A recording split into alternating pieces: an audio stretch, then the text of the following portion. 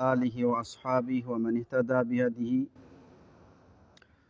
واستنى بسنته وسلم تسليما كثيرا. في الأسبوع الماضي እንግዲህ ባሳለፍነው ሳምንት الواجبات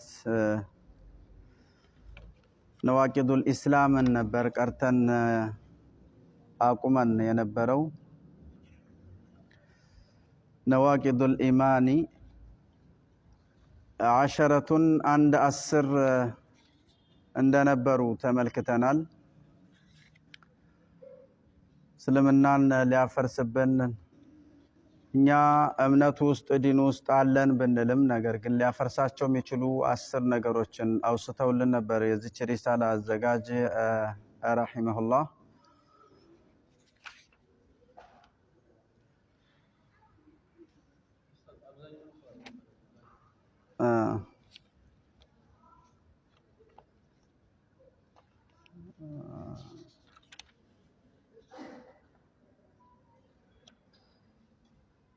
ኢንሻአላህ ዛሬ እሱን እንድገመው። በቴሌግራም አለቀቀም ነበር ማን ነው አብዱል ከሪም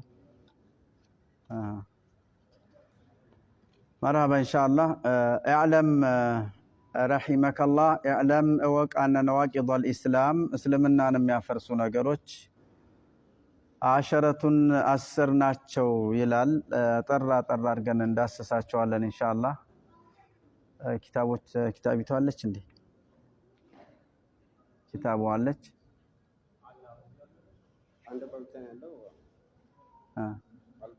አንድ አለ ለሱ ላይ ያስተው በኋላ ይመልስልኝ።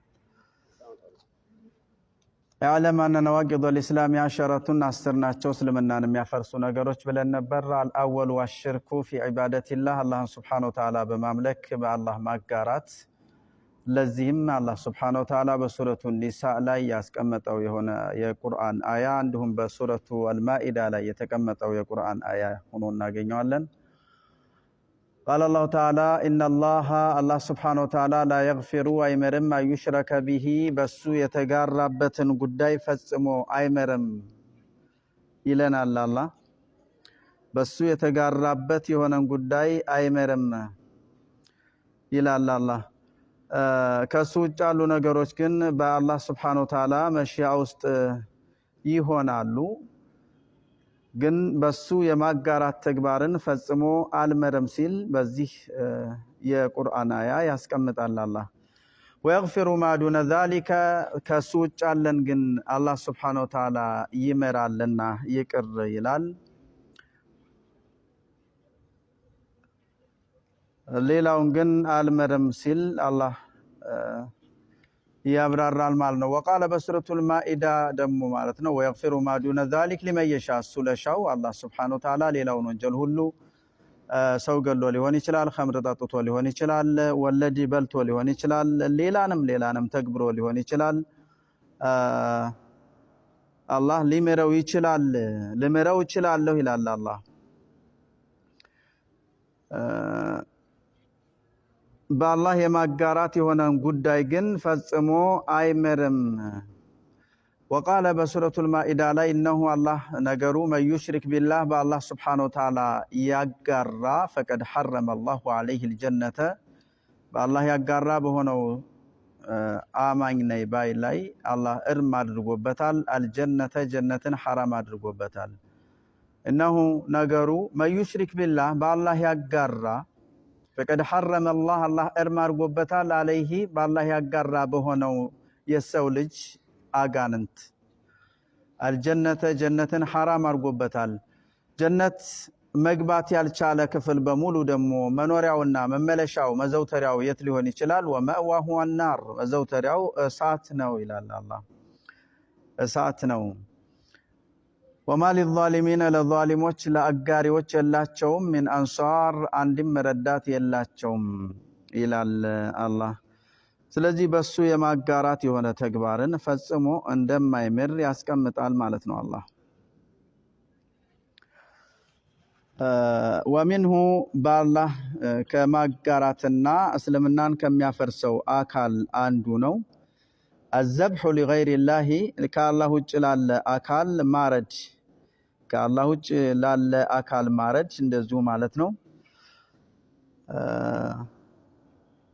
እስልምናን ከሚያፈርሰው አንዱ ነው ይለናል እስልምናን ከሚያበላሽብን ነገር አንዱ ነው كما يذبح للجن لجن የሚያርድን ይመስል አው ለልቀብሪ ወይም ደግሞ ለቀብር የሚያርድን ይመስል እስልምናን ከሚያፈርስበት ክፍል አንዱ ይሄ ነው ይለናል كما يذبح للجن ማለት ለጅኖች አርዶ የሚገብር ማለት ነው ለጅኖች አርዶ የሚገብር በሆነ ወቅት ላይ ወደ ወንዝ አካባቢ ጅኖች ጋራ የሚገናኝበት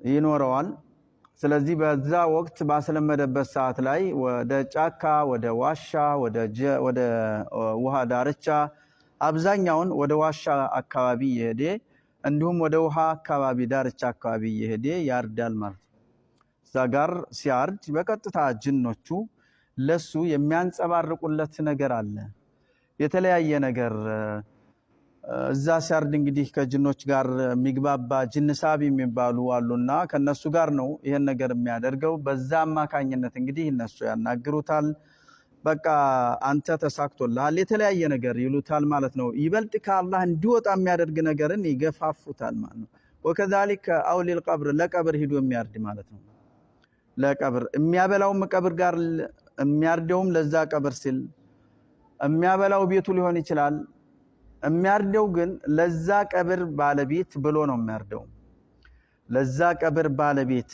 ይሄንን ካላረድኩኝ የዚህ ቀብር ባለቤት ወልይ ሊሆን ይችላል ምን ሊሆን ይችላል እኔን የሚጠናወተኝ ነገር አለ ከመፈልገው የማይሳካ ነገር አለ የሚል ውስጡ እምነት አለ እዛ ወስጄ ሳርድ ግን በዛ ቀብር ስም እርድ ሳከናውን ግን ከሚሰጋቸው ነገሮች ሁሉ ውስጤ ነፃ ይሆናል ይላል የሚያስፈራ ነገርም ሁሉ ምንም አይኖርብኝም ይላል ያን ሳያደርግ ሲቀር ግን ቅር ይለዋል ይሄ ማለት እንግዲህ ከአላህ ውጭ ያለ አካልን የሆነ ጉዳይን የመፈጸም የመተግበር ብቃት አቅም ያለው አካል አለ እያለ እያመነ ነው ማለት ነው ይሄም እስልምና አስፈንጥሮ ሊያወጣው ይችላል ልክ አላህ Subhanahu Wa Ta'ala አንተን አሁን ባለህበት ማንነት የፈጠረ የሆነ ጌታን የምትፈራውን ተመሳሳይ አንድ የመቃብር ውስጥ ያለ በጣም ያላህ ባሪያ ሊሆን ይችላል ነብይ ወልይ ረሱል ሊሆን ይችላል ወይ ሌላ ሊሆን ይችላል እየፈራው ነው ይሄን ካላደረኩ በሱ በስተኩል የሚመጣ ጉዳት አለ ይሄን ካላደረኩ በሱ በኩል የማገኘው ነገር አጣለሁ ይያልክ እየሰጋ ነውና ከእስልምና ያወጣል አላህ Subhanahu Wa Ta'ala እሱን በማመንና በሱ በማመን ሂደት ቅንጣት ታክል ልትነካካበት ፈጽሞ አይፈልግም አላህ ለምን እኛን ሲፈጥር ሲያመጣ ተባባሪ አካል አልነበረውም አልፈለገም አላስፈለገውም አያስፈልገውም ለምን ነው ታዲያ ከኔው ሁሉንም ነገር ማግኘት እየቻላችሁ ከኔው ውጭ ካለ የምትፈልጉት ለዛውም ላ ያደርግላችሁ ለማያደርግላችሁ ይላል አሳኒ ሁለተኛው من جعل بينه وبين الله وسائط በሱና በአላህ መካከል አገናኝ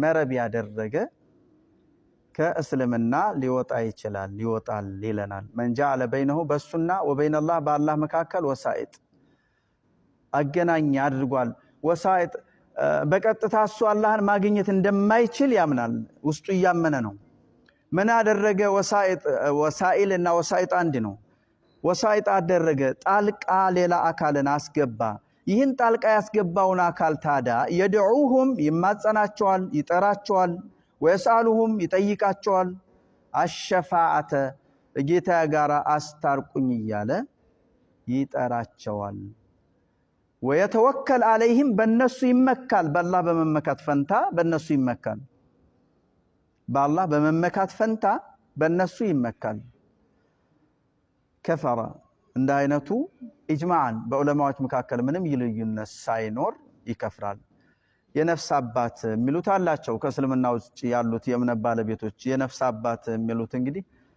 ሲቀበር አካባቢ የሚሉት ነገር ብዙ ነገር ይላሉ። ወንጀልህን እኛ እንሸከምልሃለን ምን የተለያየ ነገር እንዲህ ሆነ ማለት ነው። ይህም ሰው ከአላህ ውጭ ያለን አካል እኔ በቀጥታ የአላህን በር ማንኳኳት አልችልም ይላል። አልችልም።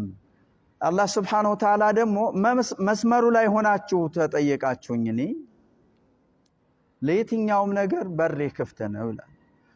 እሱ ግን ከአላህ መንገድ ወጥቶ እንደፈለገው የሆነ ይህንን የሚሰበስበውን ኃጢያት ሌላ አካል ያ የመካከል የሚያስገባው አካል ምናልባት ዛሂረን ወባጢነን በውጭ በውስጡ ከአላህ ጋር በጣም አላቃ ያለው ሊሆን ይችላል። እንደ አይነት ሰው ደግሞ ይህ ሰው እሱን ወሳይት ሲያደርግ ይህ አይደለም የሚያስፈልገው ሲል እውነታውን ይነግረዋል። ይህ አያስፈልግም። አላህ የሚፈልገው አንተ ካለህበት ነገር ተውባ ማድረግ መመለስ ቀጥታ አለ መንገዱ ላይ ሆነ አላህን Subhanahu Wa Ta'ala መለመን ነው። اذا سألك عبادي عني فاني قريب اجيب دعوة الداع ይሄን ብቻ ነው የሚፈልገው ብሎ አስተምሮቱን ይሰጠዋል እንጂ አዎ በእኔ ያዝልሃለሁ በእኔ በኩል የምፈልገው ነገር ካለ ይሆንልሃል አይልም። በትክክልም ለአላህ ያደረ አካል ከሆነ ስለዚህ አላህ Subhanahu Wa Ta'ala በሩ በአማላጅ በስተኩል እንጂ በቀጥታ የማይንኳኳና የማይከፈት አድርጎ ማመን ከአላህ መንገድ መውጣት ነው። الثالث ሶስተኛው من لم يكفر المشركين ሙሽሪኮችን ካፊር አይደሉም ካለ ከእስልምና ይወጣል። من لم يكفر المشركين ሙሽሪኮች ካፊር አይደሉም ካለ ዑዘይር ኢብኑ አላህ እያሉ አይሁዶች ዒሳ ኢብኑ አላህ እያሉ ነሳሮች الملائكة بناتullah እያሉ አረቦች አልከፈሩም ካለ ይሰው ይከፍራል። አው ሸከ ወይም አው የሽኩ ወይ ይጠረጠረን አምሳያ ኩፊ ኩፍሪህም በካሃዲነታቸው ይጠራጠረን አምሳያ መች ካዱና ነው እነሱ ፈጣሪን እኮ ሙሉ በሙሉ የፈጠረን አካል አለ እያሉ አይደለም እሱ ነው የፈጠረን እያሉ ነው።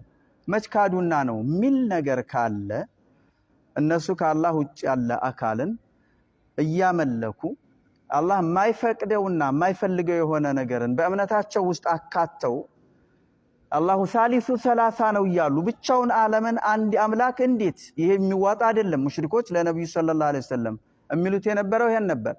ቁል ሁወላሁ አሐድ ሲሏቸው እንዴት ብሎ ዓለምን በሙሉ ምድርን ሰማይን ሁሉንም ፍጡራንን በሙሉ እንዴት ነው ተስሪፍ ተድቢር ማድረጉ ለአንድ አካል ይቻላል ብሎ ማመን አይከብድም? ኧረ የማይታመን ነገር አታምጡብን ይሉ ነበር። አላህ Subhanahu Wa Ta'ala ደግሞ እኔው ብቻና ብቻ ነኝ አንድም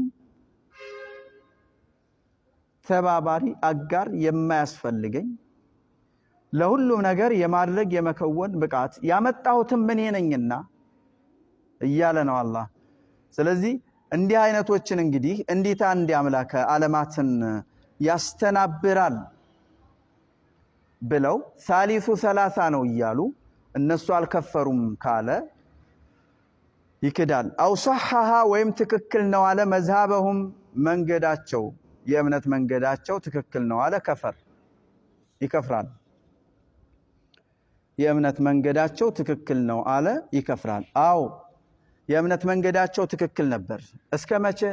ቁርአን እስከመጣበት ድረስ የመጨረሻው ነብይ እስከተላኩበት ድረስ የተሰረዘውም የተደለዘውም የተበወዘውም ነገር ኑሮ የማያውቁት ነገር ግን የተውራት ተከታዮች ነን በተውራት ተዳዳሪ